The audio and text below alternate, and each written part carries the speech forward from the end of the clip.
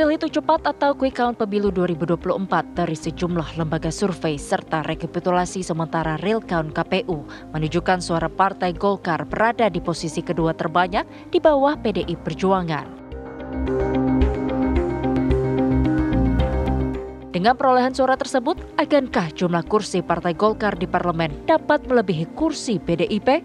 Dan dengan berbekal perolehan suara di pemilu legislatif serta kerjasama partai dalam Koalisi Indonesia Maju, bisakah Partai Golkar merebut kursi ketua DPR RI?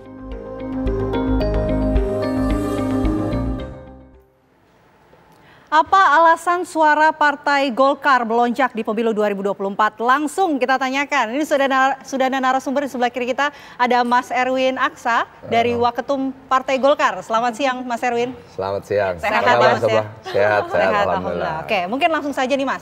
Apa mungkin strategi yang bisa disampaikan kemudian bisa membuat suara Partai Golkar ini melonjak di pemilu 2024? Peringkat 2 loh. Alhamdulillah sementara ya. Bisa-bisa peringkat pertama kalau kita lihat hasil prediksi dari Partai Golkar sendiri ya. Jadi pertama saya berterima kasih kepada leadership Pak Erlangga ya yang begitu memikirkan strategi Partai Golkar dari awal, dan yang kedua teman-teman di Partai Golkar baik yang di pusat sama yang di daerah. Saya kira kita bisa melihat bahwa yang pertama caleg-caleg dari Partai Golkar memang caleg yang memiliki kemauan untuk bekerja keras dan kemauan untuk turun ke masyarakat dan mau mendengarkan masyarakat, dan yang pasti mampu menyelesaikan apa yang diharapkan oleh masyarakat atau masyarakat menitipkan kepada Golkar kali ini harapan-harapan yang menjadi keluhan mereka. Dan strategi yang paling penting dalam hal ini adalah kita fokus kepada distrik-distrik atau dapil-dapil tertentu yang memang menjadi dapil strategis bagi Partai Golkar. Mas Erwin, kalau kita lihat dan juga masyarakat kan banyak yang berasumsi yang mendapatkan kotel effect dari pemilu 2024 ini adalah Gerindra. Tapi nyatanya kalau kita lihat hasil real count aja sampai sekarang ini Golkar masih menduduki peringkat 2, ya sedikit lah di bawah PDIP. Nah ini kalau kita lihat apa sebenarnya faktor yang mendukung Golkar ini? Sudah diprediksi-kankah atas hal ini atau seperti apa? Asumsi saya kita lagi meneliti lebih dalam lagi seperti apa sebenarnya yang terjadi di bawah ya, terutama dari masyarakat sendiri, apa yang kita ingin mendengarkan bagaimana masyarakat. Yang pasti bahwa Golkar tidak punya tiket di Capres kemarin, sehingga membuat Partai Golkar caleg-calegnya menjadi caleg independen. Ya, mereka bisa bergaul dengan siapa saja. Saya ambil contoh di Aceh, Golkar pemenang terbesar di Aceh. Ya, di situ padahal Anies Baswedan yang menjadi pemenang Pilpres kemarin. Ya, di Yogyakarta Golkar juga menang di sana. Padahal di situ juga basisnya Ganjar Pranowo. Jadi kita melihat bahwa caleg-caleg Golkar ini independen. Ya, artinya mereka merasa bahwa mereka ini adalah caleg yang tidak memiliki patron capres yang ada di atas, sehingga karena Golkar tidak punya tiket capres sehingga memberi keleluasan kepada caleg-caleg Golkar untuk bisa melakukan pendekatan yang baik dan mereka tidak terasosiasi dengan capres tertentu. Mungkinkah Mas Erwin salah satu alasannya ini karena Partai Golkar juga banyak event-event yang melibatkan kaum muda juga, apalagi kalau kita lihat 56% suara ini adalah generasi muda. Anak muda nama emak-emak ya. Saya kira harapan baru yang ingin diberikan ke Pak Prabowo, harapan baru kepada partai diberikan kepada Golkar. Saya kira Golkar sebagai partai progresif ya, partai yang dibangun dan mencetak anak-anak muda banyak sekali dalam Partai Golkar, bahkan caleg Partai Golkar yang muda-muda banyak sekali. Sehingga kita melihat bahwa Golkar ini bukan saja partai tua yang selama ini dikenal, tetapi partai progresif, partai ke depannya yang tentunya pemikirannya sangat teknokrat, berpikir tentang pembangunan dan berpikir tentang kesejahteraan bangsa Indonesia. Kalau kita lihat faktor elektoral dari Presiden Joko Widodo, karena kita tahu Golkar mendukung Prabowo Gibran ya ini di belakangnya untuk mendulang suara, akhirnya ada migrasi suara begitu, bagaimana tuh pendapatnya? Mas? Ya, kita belum bisa menyimpulkan karena kami sedang melakukan penelitian lebih dalam lagi di internal Golkar Institute bahwa apa sih faktor-faktor utama yang menjadi faktor kenapa caleg-caleg Golkar dipilih lebih besar daripada caleg lain. Tetapi asumsi saya bahwa karena caleg Golkar itu independen ya, mereka tidak merasa terasosiasi dengan capres tertentu. Mereka bisa menang di tempatnya Anies Baswedan, bisa menang di tempatnya Ganjar Pranowo. Itu tadi karena terasosiasi bahwa caleg Golkar ini independen. Oke, cukup mengejutkan juga Mas Erwin karena memang prediksi ataupun survei-survei sebelumnya bahkan dikatakan bahwa Golkar ini akan mental dari jajaran teratas gitu. Tapi justru malah menampilkan kejutan-kejutan baru di posisi 2, ya bisa jadi juga bisa di posisi pertama seperti optimisme dari Mas Erwin tadi. Bisa. Kita masih melihat dapil-dapil strategis yang masih kita menunggu suaranya kemudian bisa menjadi kursi terakhir. Kita sekarang sedang memperebutkan kursi terakhir di setiap dapil. Jadi harapan kita bahwa target-target dari dapil-dapil yang sudah kita rencanakan sebelumnya itu bisa terpenuhi. Jadi ada target setiap dapil, terkhusus bahwa fokus Partai Golkar itu hanya ke 35 dapil tertentu. Jadi dapil inilah yang kita kemudian rencanakan dan kita pikirkan bagaimana memenangkan dapil tersebut, mendapatkan 2 kursi, mendapatkan 3 kursi di dapil tersebut. Oke, Mas Erwin, kalau kita lihat kan pemilih di pemilu 2024 ini banyak anak muda ya. Apakah kemudian emang Golkar ini menyasar sehingga memilih paslon-paslon ataupun calon-calon di pilegnya ini anak muda gitu? Itu salah satu strategi juga atau seperti apa? Yang pasti ya Golkar mendapatkan caleg-caleg muda itu bukan karena kita merekrut, mereka datang ke Golkar karena mereka nyaman dengan Golkar. Mereka menganggap bahwa platform Partai Golkar ini sama dengan hati mereka. Kita punya platform pembangunan, kita punya platform kesejahteraan, ya kita punya platform progresif.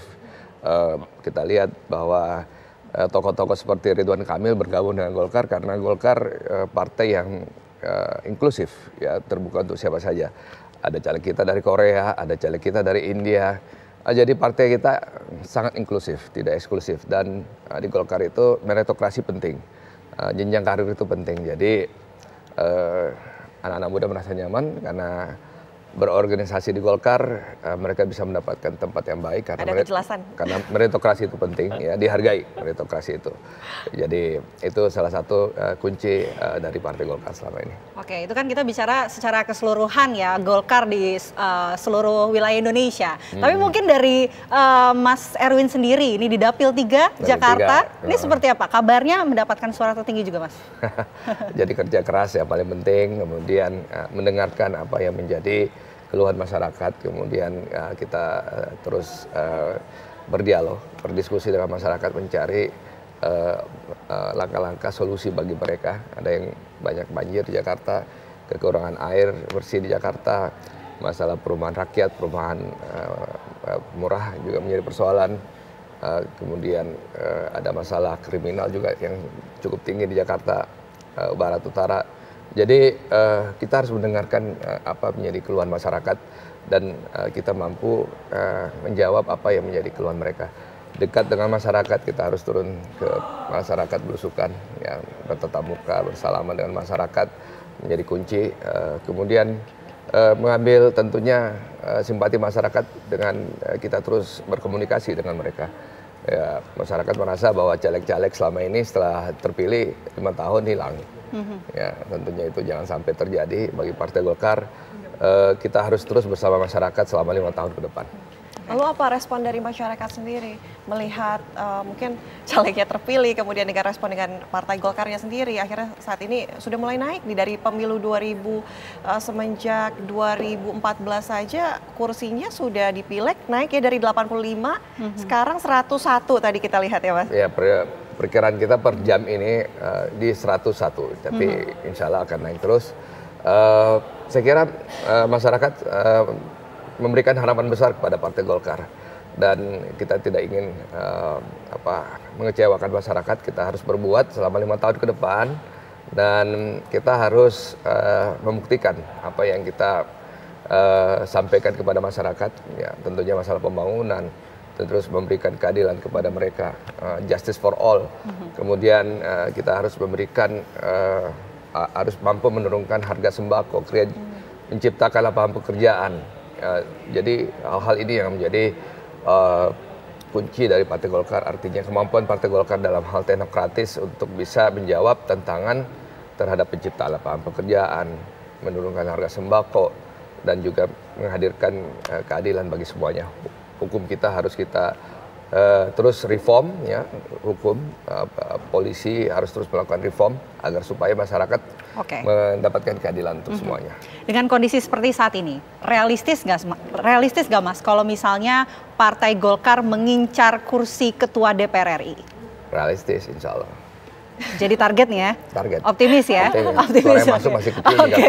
Mengenai anomali suara, bagaimana? Dikatakan tadi di Aceh, Anies kalau di Pilpres Anies menang, tapi pileknya kan Golkar menang ya. Ini melihat anomali suara ini apa yang kemudian bisa dipetik, dijadikan mungkin poin-poin berikutnya di Pilkada, bisa di pemilu berikutnya, seperti apa? Kita lagi meneliti secara dalam. Ya, kita melakukan FGD di beberapa tempat. Kita melakukan penelitian seperti apa sebenarnya, ya ini kan masyarakat tentunya punya harapan kepada Partai Golkar yang selama ini mungkin banyak yang tidak aspek ya. Ini yang sedang kami teliti. Jadi di Golkar sekarang ini banyak penelitian, ya messaging itu penting, dan tentunya messengernya itu adalah kandidat-kandidat itu sendiri. Dan selama ini Golkar sangat kuat di platform sosial media. Kita beriklan yang cukup besar di sosial media, ya, Facebook dan Instagram. Jadi teman-teman Golkar sendiri itu sangat kuat di sosial media. Iklan politik kita di sosial media, di platform Facebook dan Instagram, saya kira terbesar di antara semua partai. Oke, kalau melihat komposisi seperti saat ini, Golkar bisa jadi game changer. Tanggapan Anda seperti apa? Bisa saja bahwa Golkar bisa merubah landscape politik Indonesia yang selama ini bahwa politik tradisional dirubah menjadi politik yang berbasis data, politik modern, menggunakan sosial media itu penting. Kemudian sekarang ini masyarakat melihat berita itu di handphone mereka, ya tentunya sekarang ini masyarakat sudah terkoneksi dengan internet yang baik. Sehingga saya kira Golkar membuktikan bahwa Golkar menjadi partai modern yang menggunakan sosial media sebagai alat untuk berkampanye. Oke, Mas Erwin, kalau kita lihat sendiri dari sisi politiknya, kalau kita lihat di real count ini sudah 75%, memang Prabowo Gibran masih menduduki peringkat pertama ya. Nah, tapi masih ada nggak kesempatan untuk berkoalisi dengan partai-partai lain, apalagi dua partai lainnya seperti katakanlah PDIP, kemudian pengusung dari Anies, Perubahan, Nasdem begitu ya. Kemarin sempat dipanggil oleh Presiden Joko Widodo, ya katanya untuk penengah begitu Presiden Joko Widodo. Nah, untuk berkoalisi sendiri kemungkinannya seperti apa? Koalisi ini kan untuk di parlemen biasanya ya, supaya kita memiliki parlemen yang kuat dan bisa menghasilkan tentunya politik anggaran kita bisa diselesaikan dengan baik. Kemudian beberapa undang-undang yang sedang dibicarakan, sedang dibahas bisa juga diselesaikan dengan baik. Saya kira kita membutuhkan koalisi yang cukup solid ya, tentunya harus memiliki platform yang sama dengan platform Pak Prabowo dan Mas Gibran ya, platform Koalisi Indonesia Maju ini. Tapi membuka pintu? Saya tidak mengambil keputusan, tapi saya melihat bahwa kita perlu parlemen yang kuat ya. Jadi kemungkinan besar bisa saja terjadi, tapi koalisi itu ada di parlemen. Baik, terima kasih. Terima kasih Mas Erwin Aksa. Semoga sehat selalu Mas. Nanti kita tunggu hasilnya akan seperti apa nih di pemilu 2024. Kita lihat ya, mudah-mudahan kita Dan pemirsa, usai jeda, Apa Kabar Indonesia Siang akan kembali dengan menghadirkan informasi menarik lainnya untuk Anda sesaat lagi. Makasih Mas Erwin.